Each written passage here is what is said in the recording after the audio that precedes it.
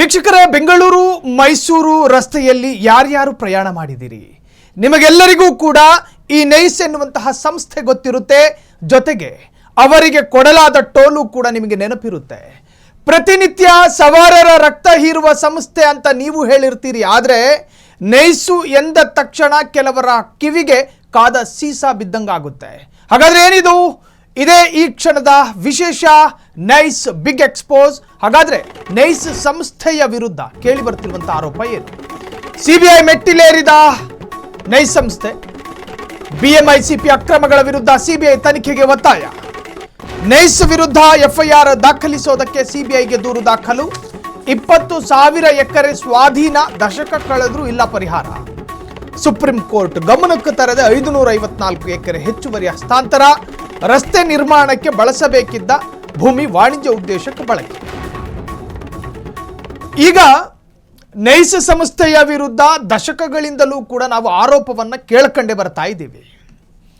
Nice ಸಂಸ್ಥೆ ಎಸಗಿದ ಕೆಲ ಪ್ರಮಾದಗಳು, ಉಲ್ಲಂಘನೆ ಮಾಡಿದ ಕೆಲ ನಿಯಮಗಳು, ಇವೆಲ್ಲವೂ ಕೂಡ ನೋಡಿ, ಮೈಸೂರು ಬೆಂಗಳೂರು ರಸ್ತೆ ನಿರ್ವಹಣೆಯ ಹೆಸರಿನಲ್ಲಿ ಯಾವ ಭೂಮಿಯನ್ನ ವಾಣಿಜ್ಯ ಉದ್ದೇಶಕ್ಕಾಗಿ ನೈಸ್ ಸಂಸ್ಥೆ ಬಳಸಿಕೊಂಡಿದೆಯೋ ಅದು ಬಳಸಬಾರದು, ಅದು ಕಾನೂನು ನಿಯಮ ಉಲ್ಲಂಘನೆ ಅನ್ನೋ ಆರೋಪ ಇದೆ. ಅದರ ವಿರುದ್ಧ ಬಗೆದಷ್ಟು ಬಯಲಾಗ್ತಾ ಇದೆ ನೈಸ್ ಭೂ ಅಕ್ರಮದ ಮಹಾಜಾಲ.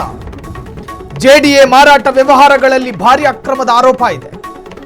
ಸರ್ಕಾರದ ಅನುಮೋದನೆ ಇಲ್ಲದೆ ಅನಧಿಕೃತ ಟೋಲ್ ದರ ಏರಿಕೆ, ಸುಪ್ರೀಂ ಹೈಕೋರ್ಟ್ ಆದೇಶಗಳನ್ನೇ ಉಲ್ಲಂಘನೆ ಮಾಡಿರೋ ಆರೋಪ ಅದರ ವಿರುದ್ಧ ಇದೆ.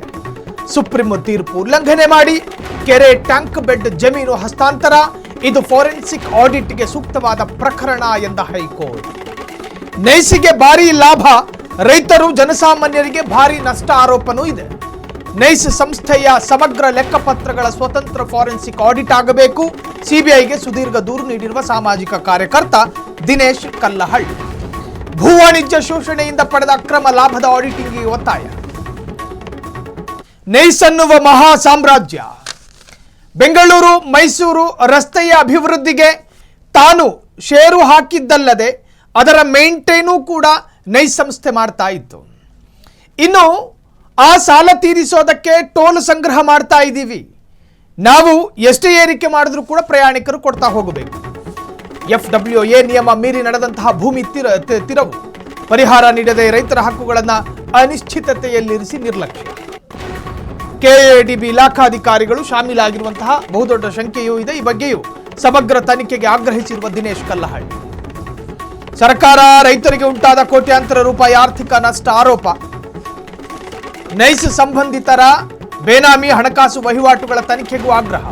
ಭ್ರಷ್ಟಾಚಾರ ತಡೆ ಕಾಯ್ದೆಯಡಿ ತಪ್ಪಿತಸ್ಥರ ಮೇಲೆ ಕ್ರಿಮಿನಲ್ ಪ್ರಕರಣ ದಾಖಲಾಗಬೇಕು. ರಾಜ್ಯ ತನಿಖೆ ಸಾಕಾಗುವುದಿಲ್ಲ, ಕೂಡಲೇ ಸಿಬಿಐ ತನಿಖೆಗೆ ವಹಿಸೋದಕ್ಕೂ ಕೂಡ ಮನವಿ. ದಾಖಲೆಗಳನ್ನು ವಶಪಡಿಸಿಕೊಂಡು ಕಠಿಣ ಕಾನೂನು ಕ್ರಮಕ್ಕಾಗ್ರಹ. ಸಿಬಿಐ ತನಿಖೆಗೆ ಆಗ್ರಹಿಸಿ ಸಾಮಾಜಿಕ ಕಾರ್ಯಕರ್ತ ದಿನೇಶ್ ಸುದೀರ್ಘ ದೂರನ್ನು ಕೊಟ್ಟಿದ್ದಾರೆ. ಸಿಎಂಗೆ ಒಂದು ಪತ್ರನೂ ಕೂಡ ಬರೆದವರು. ಈಗ ನೈಸ್ ಸಂಸ್ಥೆಯ ವಿರುದ್ಧ ಕುಮಾರಸ್ವಾಮಿ ಅವರು ಭಾರಿ ಆಕ್ರೋಶವನ್ನು ವ್ಯಕ್ತಪಡಿಸ್ತಾ ಇದ್ರು. ಅದಕ್ಕೆ ಅವರು ಒಂದೊಂದಷ್ಟು ಕಾರಣಗಳನ್ನು ಕೊಡ್ತಾರೆ. ಆ ಕಾರಣಗಳ ಪೈಕಿ ನೀವ್ಯಾರು ಟೋಲನ್ನು ಕಟ್ಟಬೇಡಿ ಅಂತೇಳಿ ಜನರಿಗೆ ನೇರವಾದಂಥ ಕರೆ ಕೊಟ್ಟರು. ನೋಡಿ, ದಿನೇಶ್ ಕಲ್ಲಹಳ್ಳಿ ಮಾತನಾಡುವ ವಾಗ್ವಾದದ ದೃಶ್ಯವನ್ನು ಸ್ಕ್ರೀನ್ ಮೇಲೆ ಗಮನಿಸ್ತಾ ಇದ್ದೀರಿ. ಟೋಲ್ ಕಟ್ಟೋದಿಲ್ಲ ನಾನು, ಯಾಕೆ ಕಟ್ಟಬೇಕು ನಾನು? ನಿಮ್ಮ ವಿರುದ್ಧ ಆರೋಪಗಳಿದ್ದಾವೆ, ನೀವು ಅಕ್ರಮವನ್ನು ಎಸಗಿದ್ದೀರಿ, ನಿಮ್ಮ ವಿರುದ್ಧ ಭ್ರಷ್ಟಾಚಾರದ ಅಲಿಗೇಷನ್ ಇದ್ದಾವೆ, ನೀವು ಕಳಂಕ ಸಹಿತರು. ಹಾಗಾಗಿ ಅದು ಕ್ಲಾರಿಟಿ ಸಿಗೋವರೆಗೂ ಕೂಡ ಟೋಲ್ ಕಟ್ಟೋದಿಲ್ಲ.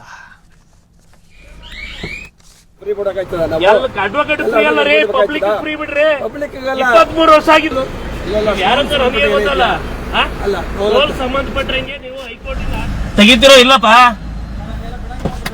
ಯಾರು ಹೇಳಿದ್ದು? ಸರಿ, ಅವ್ರು ಯಾರು ನಿಮ್ಮ ಆಫೀಸರ್?